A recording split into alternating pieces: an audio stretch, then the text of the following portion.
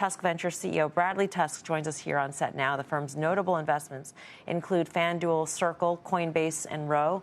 Bradley, great to see you. Thanks for coming thanks by. for having me.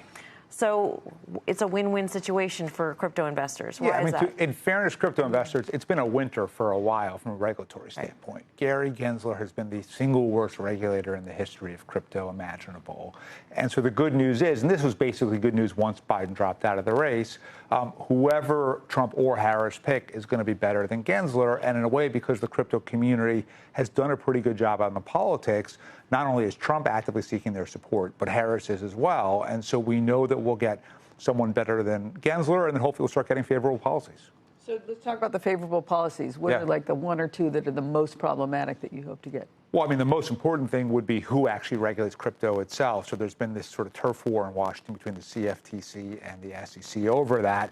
I think everyone on the crypto side of it really prefers the CFTC, and we're regulated as a commodity and not a security.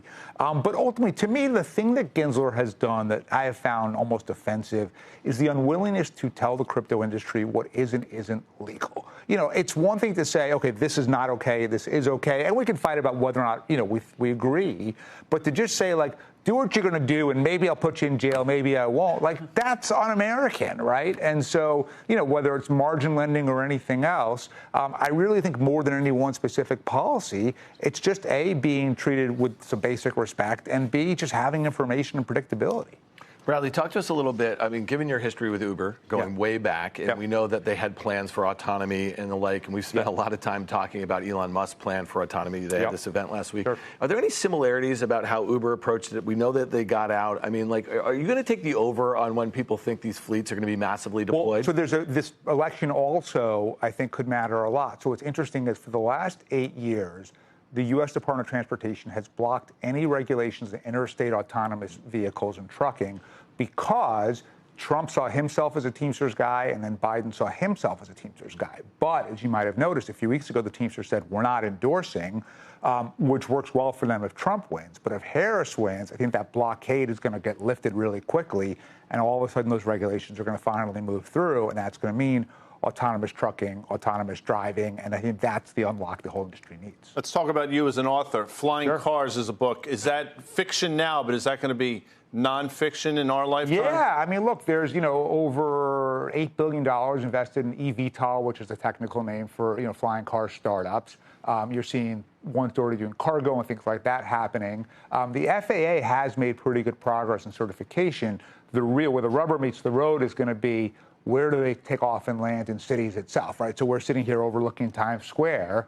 And yeah, sure, I mean, a flying car could get a lot of people here pretty efficiently, but where exactly you'd put a vertiport in the middle of Times Square, I don't know. So there's a world of political fights ahead. But the tech is, you know, I wrote a novel, as you kind of referencing last year, about flying cars. When I started writing it in 2020, it was like, this is something years away, and I'll do something futuristic. And by the time the book came out, it was like actually becoming a reality. Brad, first of all, go Mets. Let's go Mets. Big Mets fan. Good day today. Coinbase. Yes. So if we're in 2.0, maybe 3.0, why does Coinbase still work? If they were the on-ramp in 1.0, are they 2.0 or 3.0? I mean, I think so. I mean, to be clear, we were investors in Coinbase, but I tend to exit once the lockup is over and a company IPO, so I don't have any position in Coinbase itself. But look, I think that Brian Armstrong is a really fantastic CEO, and I think that he is constantly thinking ahead. And he also is a guy that, you know, there's not a lot of people who seem to have courage of convictions to say, I believe this, I'm going to stick by it, and if it's popular, great, and if it's unpopular, great. And he's been willing to do that, and so I think he deserves a lot of credit. And, you know, while we're not public market investors, I really understand why people would want to back them. Obviously, we like to talk about your portfolio companies, Bradley, but what's in your portfolio of stocks? What's your number one holding? So, you know what? I actually it's all done by my financial advisors, not even know. I am focused on specifically the 53 companies in my venture portfolio and trying to make those all billion-dollar companies. You don't get the itch to say buy NVIDIA or sell you whatever. Know what? Here's the thing. When I invest in an early-stage startup, look, we get it wrong all the time anyway, but at the very least, we're working with a lot of information. We're involved from the beginning. Either myself or my partner Jordan are on the board typically, and we're heavily involved in both the regulatory efforts for our companies and everything else. And I at least feel like I have some chance at impacting the outcome. That may be a fiction that I just tell myself, but I think that, and my LPs think that. And when it comes to public equities, I don't feel like I can really move the needle much one way or the other. And so, for me, I found that I do better at early stage venture.